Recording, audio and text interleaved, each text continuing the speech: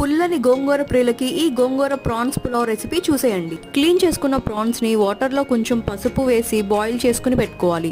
గోంగూరని కూడా క్లీన్ చేసుకుని కొంచెం వాటర్ పోసి ఉడికించాలి. మిక్సీలో కానీ పప్పు గుత్తితో కానీ మెత్తగా స్మాష్ చేసుకుని పెట్టుకోవాలి. స్టవ్ మీద హీట్ అయిన రైస్ కుక్కర్లో తగినంత ఆయిల్, నెయ్యి కూడా వేసుకుని బిర్యానీ దినుసులు, జీడిపప్పులు, ఆనియన్స్, పచ్చిమిర్చి వేసి కొంచెం సాల్ట్ కూడా వేసుకుని ఫ్రై చేసుకోవాలి. అవి కొంచెం ఫ్రై అయ్యాక టొమాటోస్, మనకి కావాలంటే క్యారెట్, కరివేపాకు కూడా వేసుకుని కొంచెం ఫ్రై అయ్యాక ఫ్రెష్గా రుబ్బిన అల్లం వెల్లుల్లి పేస్ట్ కూడా వేసుకుని పచ్చివాసన పోయాక కొత్తిమీర, ముందుగా బాయిల్ చేసుకున్న ప్రాన్స్ కూడా వేసి తగినంత సాల్ట్, కారం, పసుపు, గరం మసాలాస్ అన్నీ కూడా వేసుకుని ముందుగా బాయిల్ చేసి పెట్టుకున్న గోంగూర కూడా వేసుకుని కాసేపు ఫ్రై చేసుకోవాలి. మనం తీసుకున్న రైస్కి సరిపడా వాటర్ పోసుకుని బాయిల్ అయ్యాక రైస్ కూడా వేసుకోవాలి. ఒకసారి కలుపుకుని కుక్కర్లో పెట్టుకుని ఆన్ చేస్తే అరగంటలో గుమగుమలాడే గోంగూర ప్రాన్స్ పులావ్ రెడీ.